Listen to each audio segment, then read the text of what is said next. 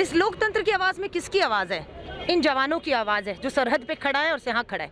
इस लोकतंत्र में हमारे देश के अन्नदाता किसान की आवाज़ है। इस लोकतंत्र में हमारे देश में बलात्कार शोषण की शिकार बेटियों की आवाज़ है। इस लोकतंत्र में हमारे देश के आदिवासी दलित की आवाज़ है। बस उस आवाज़ को सुनते रहिए और उनके साथ न्याय करते रहिए, और कोई मकसद नहीं है। गांधीवादी हैं, सत्य और अहिंसा के रास्ते पर चलेंगे।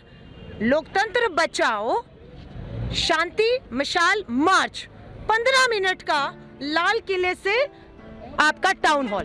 देखिए, हम लोग यहाँ आवाज उठाने कैंडल मार्च शांतिपूर्ण संग से करना चाह रहे हैं।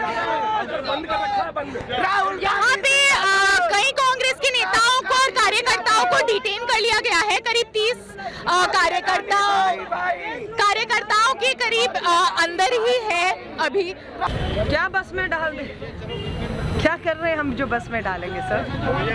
नहीं, क्या होना क्या है सर? हमारे राष्ट्रीय अध्यक्ष आ रहे हैं, है ना सर? क्या नहीं करना एक बार बता दीजिए, हम वो नहीं करें। इकट्ठा नहीं, 4 से अधिक लोग नहीं इकट्ठा नहीं हो सकते। 4 से अधिक नहीं, चलिए सर 2-2 में हो जाइए, अलग अलग। तो अभी फिलहाल यहाँ पर मार्च निकलना था, लेकिन फिर भी यहाँ पे आई थिंक पुलिस के ऑर्डर की वजह से थोड़ा बहुत टेंस हो गया है माहौल, क्योंकि ये लोग कह रहे हैं कि धारा 144 लागू है। हमारे बीच में इंटरव्यू रोक दी जाती है। फिलहाल मैं अपडेट आपको इतना ही दे सकती हूँ कि इन्होंने यहाँ पे धारा 144 लागू कर दी है और 4 से ज़्यादा लोगों को इकट्ठा होने की मंजूरी नहीं दी है। किसी तरीके से इसको रोकने की कोशिश हो रही है, लेकिन हम आगे बढ़ते हैं। मुझे बशीर बदर साहब का एक शेर ऐसे मौक़ों पे बहुत याद आता है। इलेक्शन के वक्त इन लोग को पुलवामा होता है, इलेक्शन के वक्त इन लोग का सर्जिकल स्ट्राइक होता है। तो बशीर बद्र साहब का एक शेर है कि सीमा पर बहुत तनाव है ना, सीमा पर बहुत तनाव है ना, जरा देखो तो चुनाव है क्या। मेरे नाना जी थे लेट श्री अजीत प्रसाद जैन, फूड मिनिस्टर थे नेहरू जी के साथ फर्स्ट कैबिनेट में। स्वतंत्रता संग्राम आंदोलनकारी थे और मेरे दादाजी को फांसी लगी थी, परदादा जी को।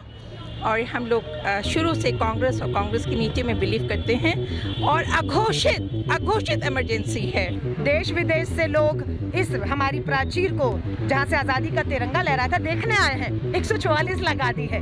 4 लोग मैंने देखा, माँ बाप और बच्चों के साथ, उन्हें भी अलग किया जा रहा है कि आप 4 लोग हो, एक साथ नहीं चल सकते। ऑपोजिशन के सामने अब किस तरह की चुनौतियां हैं जो आने वाले चुनाव हैं? आपको लगता है इसका प्रभाव उस पर पड़ेगा? देखिए, प्रभाव तो है, जनता इनके साथ नहीं है, मगर बेईमानी का मुकाबला, आप डंडे का मुकाबला, आप एक हिटलर शाही का मुकाबला करने के लिए हमें वो जज्बा फिर से पैदा करना है जो कि पैदा हो रहा है।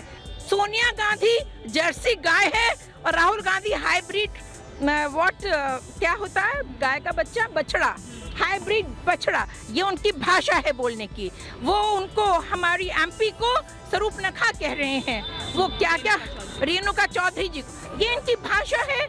ये सिर्फ दमनकारी नीतियों को अपना रहे हैं, जिससे कि कांग्रेस कभी दमन नहीं होगी, दबेगी नहीं, वो और उभर के आएगी। सबसे बड़ा मुद्दा क्या है अभी कांग्रेस पार्टी के लिए, जिसको वो आगे रखकर चुनावों को भी मद्देनजर रख रहे हैं? सबसे पहले मुद्दा महंगाई, किसानों का हक, लोकतंत्र को बचाना, महिलाओं की सुरक्षा, मुद्दे ही मुद्दे हैं। देश में अडानी और अंबानी के अलावा हो क्या रहा है? देश को बेचे जाने के अलावा हो क्या रहा है? मैम, कांग्रेस के सामने तो मुद्दे ही मुद्दे हैं। फिर भी आपको क्यों लग रहा है कि कांग्रेस पार्टी जो है एक तरीके से वोट शेयर में पीछे रह जाती है, अगर इतने मुद्दे सामने रख रहे हैं, एक तरीके से आगे आ रहे हैं? सिर्फ बेईमानी। अभी हम आपको बताएं, हमारे कोई रिश्तेदार हैं डिफेंस मिनिस्ट्री में, अभी एक शादी थी हमारे यहाँ, उसमें वो आए थे, तो राहुल गांधी जी की पदयात्रा उस टाइम चल रही थी। कहने लगे, देखिए सहानुभूति हमें भी है, लेकिन माफ कीजिए, बहुत नाजुक मुद्दा है, समझना होगा सबको कि अभी पाकिस्तान में जगह ढूंढी जाने लगी है कि कहाँ इलेक्शन से पहले 2 बम गिराने हैं और कहाँ 4 जवानों को शहीद करना है। बस हो गई हिंदुस्तान की जनता भावुक। मुझे बता रहे थे कि कांग्रेस की अब रणनीति क्या हो सकती है as a national opposition party, because इस तरीके की जो छवि है राहुल गांधी की भारत जोड़ो यात्रा के बाद, वो थोड़ी बहुत चेंज हुई है, या कितनी चेंज हुई है, आप क्या बोलना चाहेंगे? देखिए, राहुल गांधी जी देश को जानते हैं, लेकिन देश को राहुल जी को जानने की ज़रूरत थी। भाजपा ने उनकी छवि, पप्पू की छवि पेश की, लेकिन राहुल गांधी जब 4000 किलोमीटर का सफ़र तय करके कन्याकुमारी से कश्मीर पहुंच गए, कश्मीरी पंडित,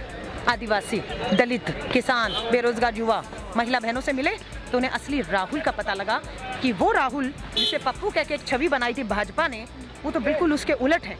इनके दिल में तो दर्द है हमारे लिए, और ये देश की संसद में बोलेंगे हमारा दर्द। इस उम्मीद से उन्होंने अपना दर्द वो है उनके साथ बांटा, लेकिन संसद सत्र में उनकी आवाज़ बंद कर दी गई। फिर भी नहीं वो माने, राहुल गांधी को रोकने के लिए उनकी सदस्यता रद्द कर दी। आज उनका बंगला सरकारी खाली कराया जा रहा है। राहुल गांधी को जेल भेजने की तैयारी है ना। लेकिन ये तय है कि राहुल गांधी एक नहीं, अब लाखों हैं। हम सब उनकी आवाज़ हैं, गांधी की आवाज़ है, लोकतंत्र के जिंदा रखने की आवाज़ है। संघर्ष कर रहे हैं, पुलिस पीछे पड़ी हुई है। गलत कर रही है, गलत की सरकार कर रही है, ये सरकार बिल्कुल गलत कर रही है, गलत की सरकार है, ये सरकार बिल्कुल गलत कर रही है, गलत की सरकार है।